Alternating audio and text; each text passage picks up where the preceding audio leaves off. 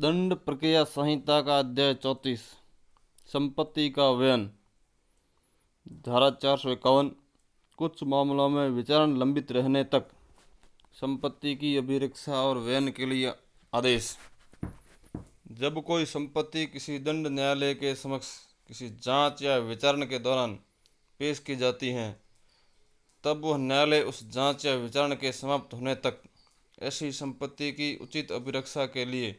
ऐसा आदेश जैसा वह ठीक समझे कर सकता है, और यदि वह संपत्ति शीघ्रतया या प्रकृतया क्षयशील है या यदि ऐसा करना अन्यथा समीचीन है, तो वह न्यायालय ऐसा साक्ष्य अभिलिखित करने के पश्चात जैसा वह आवश्यक समझे उसके विक्रय या उसका अन्यथा व्ययन के किए जाने के लिए आदेश कर सकता है। इस धारा के प्रयोजन के लिए संपत्ति के अंतर्गत निम्नलिखित हैं। किसी भी किस्म की संपत्ति या दस्तावेज जो न्यायालय के समक्ष पेश की जाती है या जो उसकी अभिरक्षा में है। कोई भी संपत्ति जिसके बारे में कोई अपराध किया गया प्रतीत होता है या जो किसी अपराध के करने में प्रयुक्त की गई प्रतीत होती है। धारा 452 विचारण की समाप्ति पर संपत्ति के व्ययन के लिए आदेश। जब किसी दंड न्यायालय में जांच या विचारण समाप्त हो जाता है, तब न्यायालय उस संपत्ति या दस्तावेज को जो उसके समक्ष पेश की गई हैं या उसकी अभिरक्षा में है अथवा जिसके बारे में कोई अपराध किया गया प्रतीत होता है या जो किसी अपराध के करने में प्रयुक्त की गई हैं, नष्ट करके अधिग्रहित करके या किसी ऐसे व्यक्ति को परिधान करके जो उस पर कब्जा करने का हकदार होने का दावा करता है या किसी अन्य प्रकार से उसका व्ययन करने के लिए आदेश दे सकेगा जैसा वह ठीक समझे। किसी संपत्ति के कब्जे का हकदार होने का दावा करने वाले किसी व्यक्ति को उस संपत्ति के परिधान के लिए उपधारा 1 के अधीन आदेश किसी शर्त के बिना या इस शर्त पर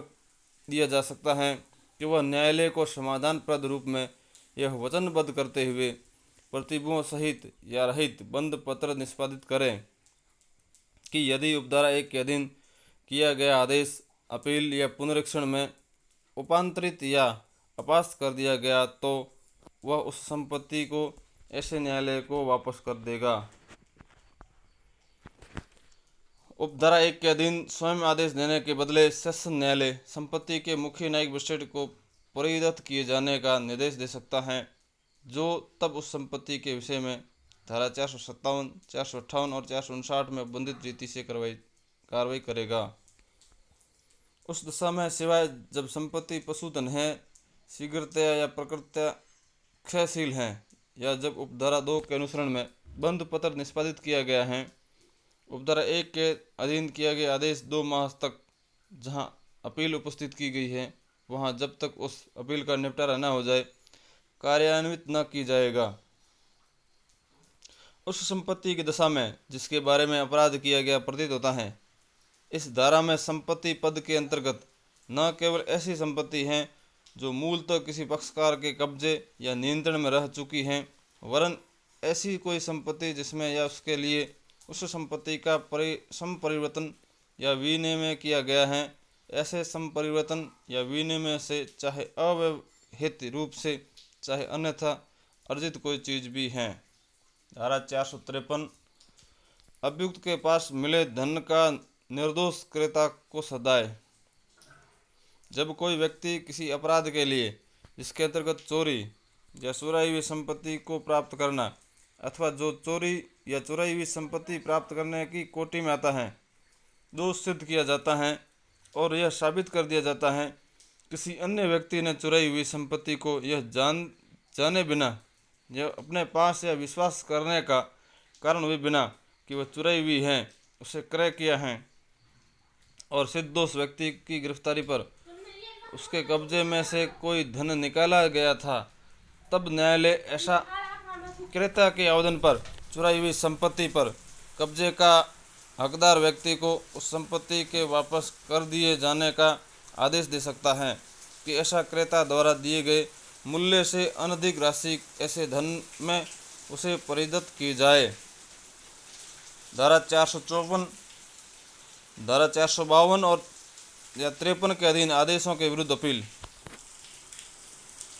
धारा 452 या धारा 453 के अधीन किसी न्यायालय द्वारा दिए गए आदेश से व्यथित कोई व्यक्ति इसके विरुद्ध अपील उस न्यायालय में कर सकता है जिसमें मामूली तौर पर पूर्व कथित न्यायालय द्वारा की गई दोष सिद्धि के विरुद्ध अपील होती है। ऐसी अपील पर अपील न्यायालय यह निर्देश दे सकता है कि अपील का निपटारा होने तक आदेश रोक दिया जाए या वह ऐसे आदेश को रूपांतरित, परिवर्तित या रद्द कर सकता है। कोई अतिरिक्त आदेश जो न्याय संगत हो कर सकता है। किसी ऐसे मामले को जिसमें उपधारा 1 में निर्दिष्ट आदेश किया गया है निपटाते समय अपील, पुष्टिकरण या पुनरीक्षण न्यायालय की भी उपधारा 2 में निर्दिष्ट शक्ति का प्रयोग कर सकता है। धारा 455 अपमान, लेखनीय या अन्य सामग्री का नष्ट किया जाना। भारतीय दंड संहिता की धारा 292, 293, धारा 501, धारा 502 के अधीन दोष सिद्धि पर न्यायालय उस चीज़ की सब प्रतियों के जिसके बारे में सिद्ध दोष हुई हैं और जो न्यायालय की अभिरक्षा में है या सिद्ध दोष व्यक्ति के कब्जे या शक्ति में है नष्ट किए जाने के आदेश दे सकता है। न्यायालय भारतीय दंड संहिता की धारा 272, 273, 274 या 275 के अधीन दोष सिद्धि पर उस खाद्य, पेय, औषधि, भेषजीय निवृत्ति के जिसके बारे में दोष सिद्ध हुए हैं नष्ट किए जाने का उसी प्रकार से आदेश दे सकता है। धारा 456 स्थावर संपत्ति का कब्जा लौटाने की शक्ति। जब आपराधिक बल या बल प्रदर्शन या आपराधिक अभित्रास से युक्त किसी अपराध के लिए कोई व्यक्ति दोष सिद्ध किया जाता है, न्यायालय को यह प्रतीत होता है कि ऐसे बल या बल प्रदर्शन या अभित्रास से कोई व्यक्ति किसी स्थावर संपत्ति से बेकब्जा किया गया है, तब यदि न्यायालय ठीक समझे तो आदेश दे सकता है कि किसी ऐसे व्यक्ति को जिसका उस संपत्ति पर कब्जा है यदि आवश्यक हो तो बल द्वारा बेदखल करने के आदेश उस व्यक्ति को उसका कब्जा लौटा दिया जाए।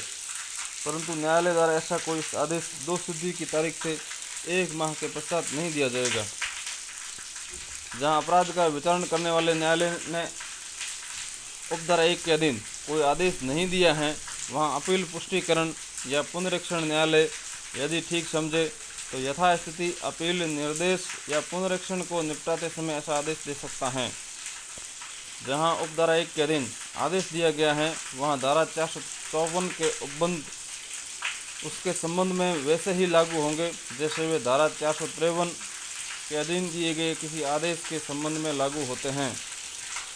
इस धारा के अधीन दिया गया कोई आदेश ऐसी स्थावर संपत्ति पर किसी ऐसे प्रकार या उसमें से किसी ऐसे हेतु पर प्रतिकूल प्रभाव न डालेगा